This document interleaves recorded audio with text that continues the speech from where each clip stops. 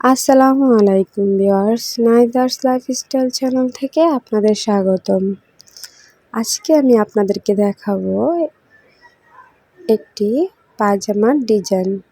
আমি ডিজাইনটি করেছি এখানে চেন দিয়ে করেছি আর নিচে কুচি দিয়েছি। এই ডিজাইনটি অনেক আপুদের অনেক পছন্দের ডিজাইন।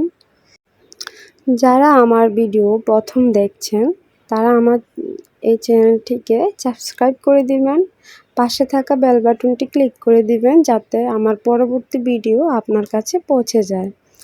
আর যারা আমার চ্যানেলটিকে সাবস্ক্রাইব করে দিয়েছেন তাদেরকে অসংখ্য ধন্যবাদ। চলুন কাজটি শুরু করা যাক।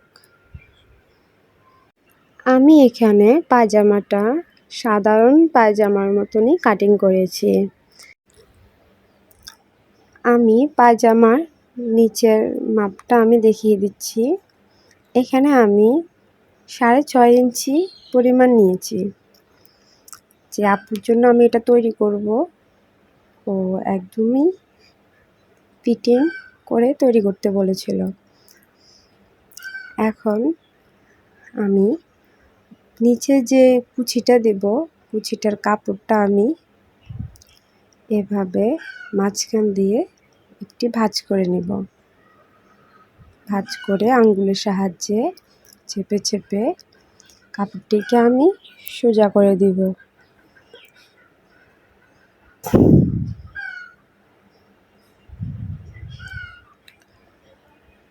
এভাবে পুরোটা কাপড়ই আমি সোজা করে নিব।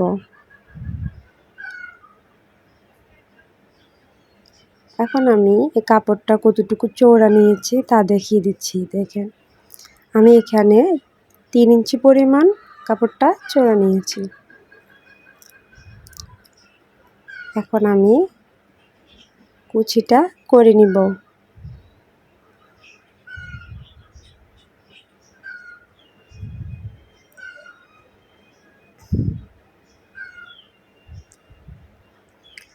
প্রতিটা কুচি যাতে সমান হয়, যাতে ছোট বড় না হয়, না হলে কাজটা দেখতে ভালো লাগবে না।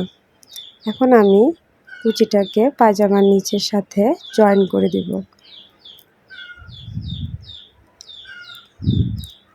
জয়েন করে আমি এখানে চাপ সেলাই দিয়ে নেব।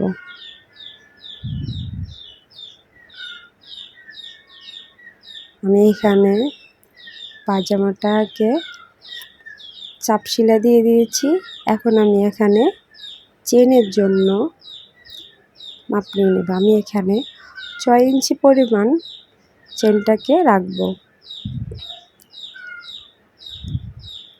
এখন আমি চেনের ঘর করার জন্য একটি পট্টির কাপড় নিয়ে নেব। এই পট্টির কাপড়টা আপনারা এখানে 7.5 ইঞ্চি পরিমাণ নেবেন। এখানে আমি মেপে দেখা দিচ্ছি। এখানে পট্টির কাপড়টা আপনারা লম্বা 7.5 ইঞ্চি নিয়ে নেবেন এবং চওড়া নেবেন 2 ইঞ্চি। এখন আমি এই কাপড়টাকে একদম মাঝ বরাবর ভাঁজ করে নেব। ভাঁজ করে আঙ্গুল দিয়ে একদম চেপে চেপে দিব যাতে কাপড়টা একদম সোজা থাকে। আমাদের মিডল পয়েন্টটা ঠিক রাখার জন্য এটা করা। এখন আপনি একদম সোজা মাঝ বরাবর আপনারা যে ভাঁজটা আছে এই ভাঁজের 1 সুতো পরিমাণ পাশ দিয়ে সেলাইটা নিয়ে নেবেন। 1 সুতো পরিমাণ পাশ দিয়ে সেলাইটা করে নেবেন। দেখেন আমি কিভাবে করছি। আপনারা সেলাই যখন করবেন তখন বাড়তি একটু কাপড় রেখে সামনের দিকে তখন সেলাইটা এভাবে করে নেবেন। এখন আমি মাঝখান দিয়ে এটাকে কেটে নিয়ে একদম কোণাগুলো কেটে দিচ্ছি।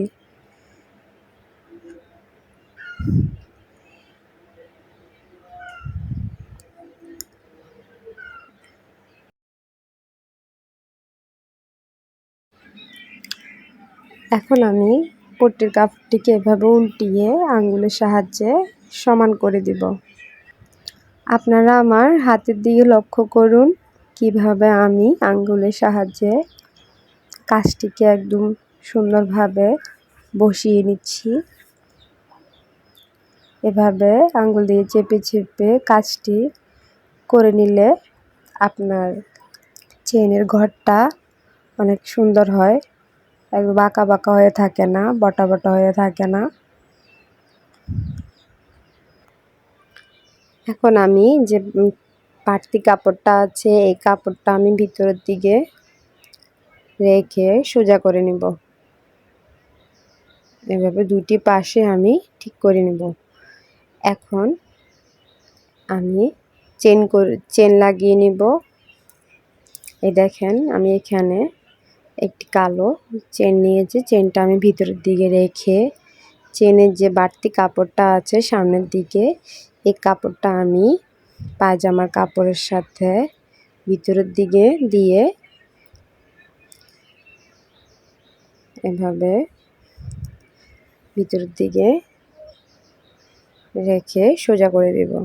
আপনারা আমার হাতের দিকে ভালোভাবে লক্ষ্য করুন আমি কিভাবে কাজটি করছি। এভাবে ভিতর দিকে দিয়ে একদম সমানভাবে আমি চেনটা সেলাই করে নেব।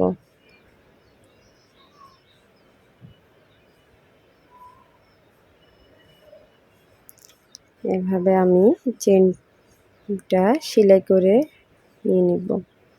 একদম কাপড়ের সাথে চেনটা লাগিয়ে এখানে যাতে চেইনের বাড়তি যে পাশের কাপড়টা আছে ওটা যাতে না দেখা যায় এমনভাবে চেনটির সাথে কাপড়টি জয়েন করে দিতে হবে।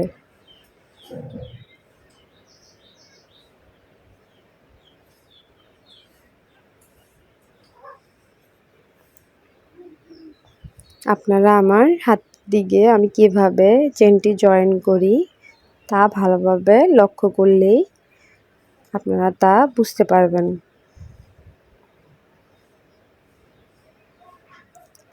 আমি চেনটি যে পিছনে রেখেছি এখন আমি চেনটি সামনের দিকে নিয়ে আসব।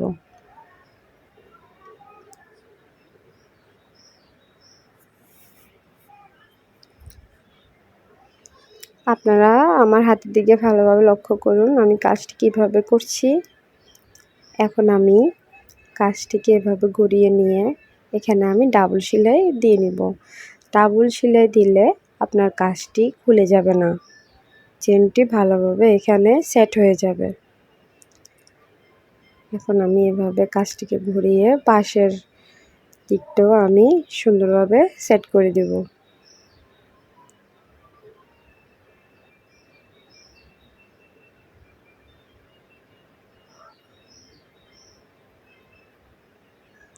আশা করি আপনাদের বুঝতে অসুবিধা হচ্ছে না।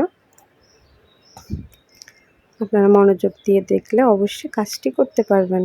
এখন আমি চেনটি আবারও পিছনের দিকে নিয়ে এখানে যে বাড়তি কাপড়টি আছে এগুলো আমি ভিতরের দিকে দিয়ে চেনটি ভালোভাবে জয়েন করে দেব।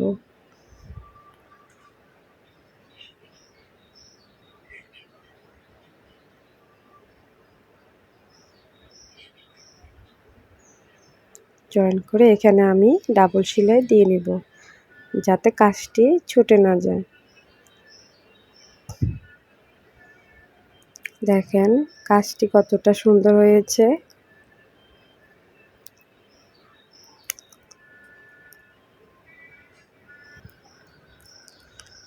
এভাবে সুন্দরভাবে আপনারা কাজটি করে নেবেন।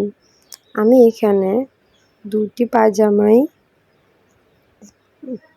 পায়ের অংশই করে নিয়েছি।